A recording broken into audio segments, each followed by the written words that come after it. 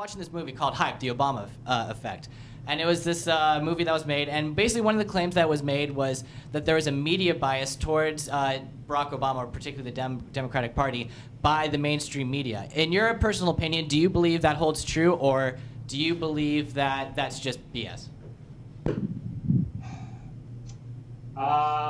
probably true. Probably true? Yeah, probably true. I mean, I think any objective look at it, you could. I mean, do you think they would have had the those same newspaper headlines with McCain's name in there if he had won that night? I don't think so. No. Obviously, there were a lot of. There was a great article actually, Politico, that I think probably sums it up the best, which was that the biases towards Obama were not necessarily because all journalists are liberals, which many of them are, but it was more because he was winning, so he got the journalists.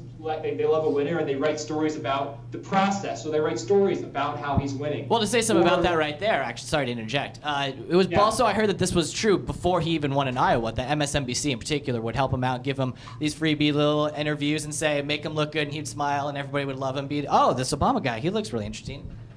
Well, he's clearly a media darling candidate. I mean, he's very photogenic, comes from a great-looking family. He can give a damn good speech. The story of his meteoric rise is itself a story that I think journalists would really like to tell. And at the same time, the McCain campaign kind of shut down its interactions with the media. I mean, remember, McCain used to be the media darling until he stopped doing these on-the-bus, shoot-the-shit press conferences and started to become much more regimented. Yeah, journalists really got mad about that, I heard. They did, and I don't think anyone else cares but journalists are the ones writing stories.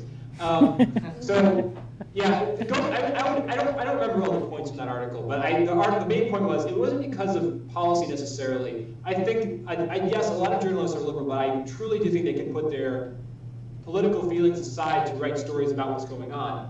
But what I just think that, but the nature of those two campaigns was such that the biases the media usually has towards other things, not policy, but this meteoric rise and other stuff, the historic nature of his candidacy, all these things kind of combined. And MSNBC, that was kind of over the top, admittedly. Yeah. Do you foresee this going into the future as well for possibly 2012?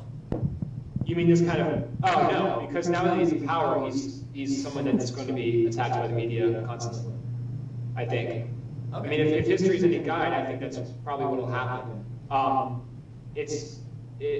Yeah, I mean, he's the establishment, and I think you also probably you may see him. There was an article in Slate about this, how he may be cutting off reporters a lot more than they expect to be, because presidents usually do that. I mean, they've given tradition. If you look at a trend of press conferences, they've given fewer and fewer over the years of the new presidents.